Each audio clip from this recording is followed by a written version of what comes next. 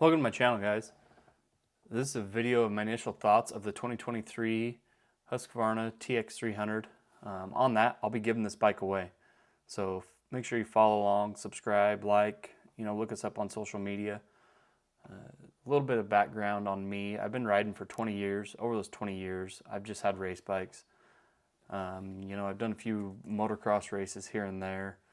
Where the fun was for me was free riding out in the hills with my buddies. Big jumps, landings, going out there shoveling them, middle of the day, middle of the night, just building up the jumps that we could find off natural terrain. My first bike was a 2002 YZ85. Then I went on to a 2004 CR125. Then a 2006 YZ250. And then on to a 2008 YZ450, which I still have. Then I picked up another YZ250 2017, got that new. That thing's super fun. Yamaha hadn't really changed anything other than cosmetic stuff from 06 to 17, which many of you dirt bike guys probably know that.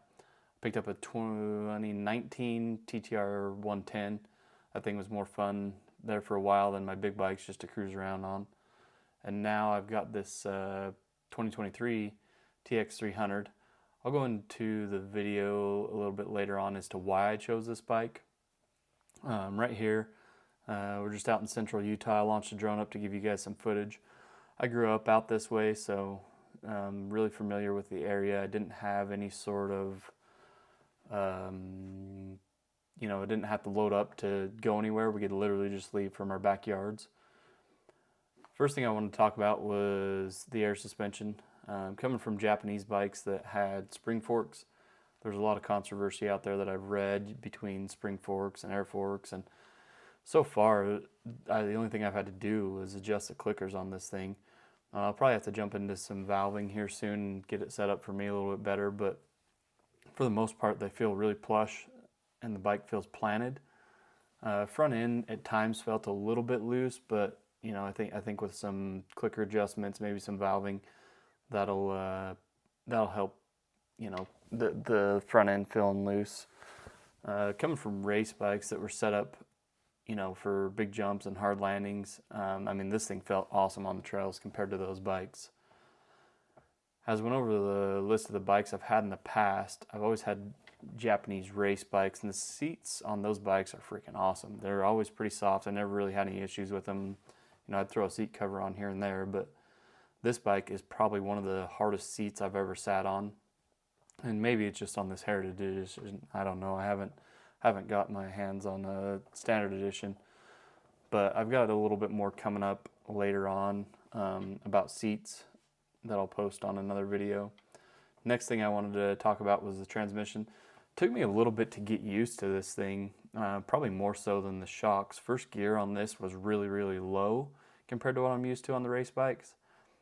Sixth gear feels like it just rips. I couldn't even tell you how fast we were going. I didn't measure that, but this thing, it just hauls. It felt like we were probably doing around 75, 80 miles an hour. Maybe in a later video, I'll go over it and see, what the top speed of the bike is. You'll see me, shifting through the gears off and on throughout the video. More or less, I was just trying to find a happy place. I think after riding for a little while on trails like this, I think third and fourth gear was probably the happy place on it. The power delivery on the bike was another thing I wanted to talk about. It's extremely smooth. Imagine you're riding a perfectly tuned carb bike all the time. The electronic power valve is almost power like a 450. It just pulls. It doesn't really stop pulling until you get really high in the RPM. So to me, it felt really similar to my 450. Map switch on this thing is very cool depending on which map you're riding on. The aggressive map reminds me more of the race bikes. It's actually really close to the race bikes, and the way that it just revs really quick. And the standard map works really well for the tighter stuff and where you don't really need the snap off the throttle. So back to why I chose this bike. It's more or less because of injuries over the years and just the way that my riding style has changed, from 15, even 10 years ago.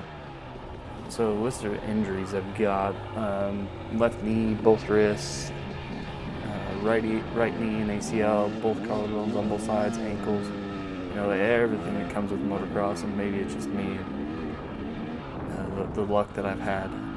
This bike to me is way more trail driven and fits more of my riding style of what I want to do now. I'll have a full list of the upgrades I'll be doing in upcoming videos. Also, I'd like to have you guys' input on what upgrades you would do if this was your bike.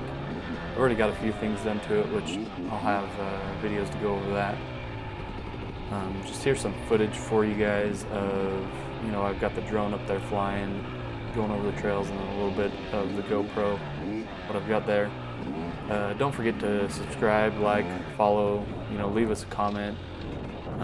Look at us on social media, you know, Instagram, Facebook, anything like that. We'll be doing lots of giveaways as, you know, leading up to the bike giveaway. So I'll be doing some helmets, probably some boots, just different riding gear, maybe some GoPros, maybe even a drone. Not sure yet, but we'll see where it goes. Thanks for watching, and don't forget, guys, just ride. Just get out there and ride, have some fun.